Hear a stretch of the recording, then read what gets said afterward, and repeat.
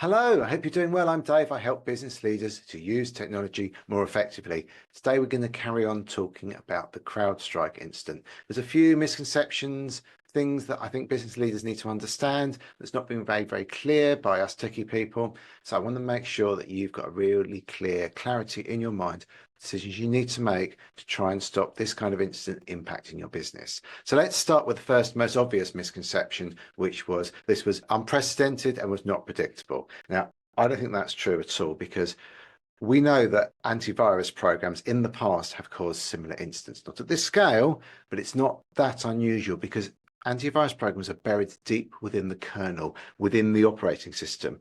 They need to have that access in order to protect the system, but that gives the antivirus products the ability to break Windows, which is what happened in this instance. It's not a problem for Microsoft.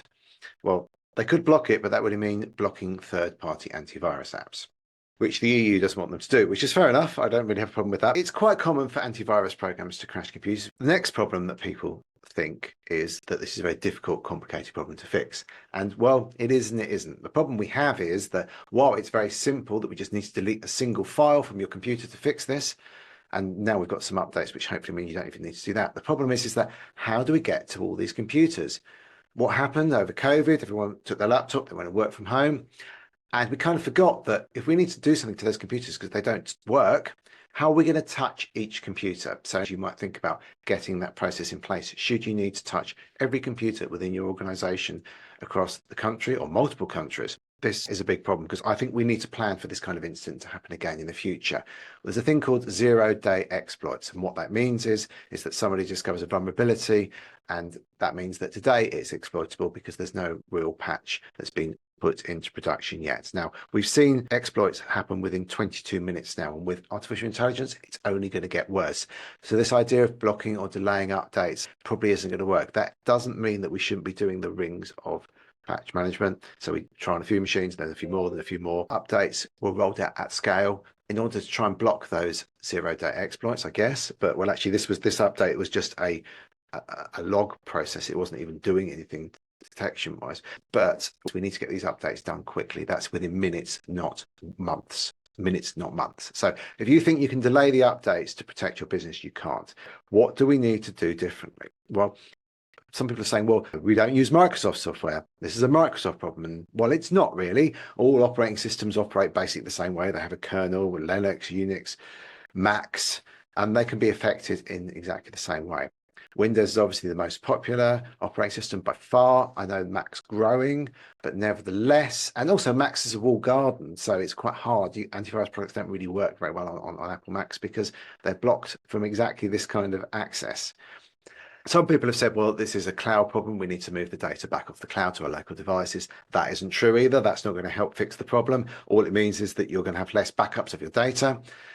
The cloud system is if you imagine you're creating this massive computer system at scale, it's going to be much more resilient than an individual device. Some people are saying, well, it's Microsoft's fault. And I say it's not. And CrowdStrike, are they a dodgy company? No, the product's really good. It's very well regarded. I'm not quite sure how they managed to get this into production. Somebody made a mistake and they managed to get this update into production across to lots of machines, which then caused them to blue screen. That shouldn't have happened, and I'm sure it won't happen in the same way exactly again. These kind of incidents are going to happen again in the future, and you need to plan for that. What do you need to do? Let's assume that it costs £1,000 per device for somebody to have to go out and fix it because it no longer boots. And I think that's optimistic, but let's just assume that. So with our disaster recovery plan, take the number of computers you have in your organization, times it by £1,000, dollar, euros. Let's put that in our disaster recovery budget. Okay. So what kind of things might we want to do? Well, if you're an airline, let's look at the airline industry. Why not print off blank boarding passes and have a stamp under each desk? This is going to cost tens of pounds potentially to have, and that way, should your computer system go down at any point, if you've got the manifest list, you can just write out on a piece of paper, the person and the gate and whatever, and hand it to them. They can take their own luggage through airside and it can be put on the plane. These problems are solvable. It's going to delay things. You're going to have to cancel some flights, but not all flights. It's not going to be very easy for people that are doing changes to get those through because they can't access the back-end systems. So maybe we need to batch these up. Maybe we need to come up with ways of recording the information, dealing with it later. I mentioned before, make it so when people phone your company, it says, "Hi, we're having problems with X at the moment.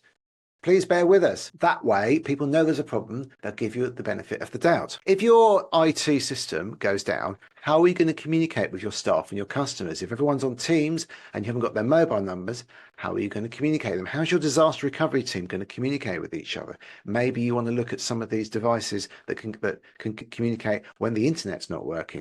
And there's several bits of technology out there. They're not expensive. They're not particularly complicated, but some of these peer-to-peer communication devices look really interesting. I was thinking maybe we can do something so people have a live CD that they boot off. So you could have an operating system you boot off your USB stick.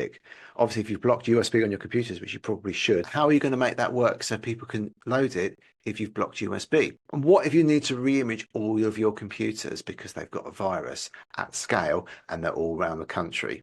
How are you going to do that? I suggest we create some kind of surgery so people bring devices to certain locations. You're probably going to need to partner with other companies to deliver that. How's that going to work? We need to have a think about that. And I want to think about how your disaster recovery team are going to communicate. You need to make sure you've got maybe a WhatsApp group or some kind of method of communicating with the team so you can get stuff done, because next time we might not be so lucky. This time, between 0.5% and 1% of Windows devices stopped booting. What if it was 20% or 30%? How's your business going to be impacted? How are you going to get things up and running again? How are you going to re-image your machines at scale without any loss of data? These are all things we can plan for right now, today, and it doesn't involve any failure of systems for this to be a valuable exercise, because it will help make sure that your business stays safe and can up and running again quickly in the event of an incident. And as I say, if you budget £1,000 per user, that's quite a lot of money to spend on disaster recovery, and could mean it saves you a substantial amount of money. I hope that makes sense. Let me know what you think in the comments, and thanks for watching.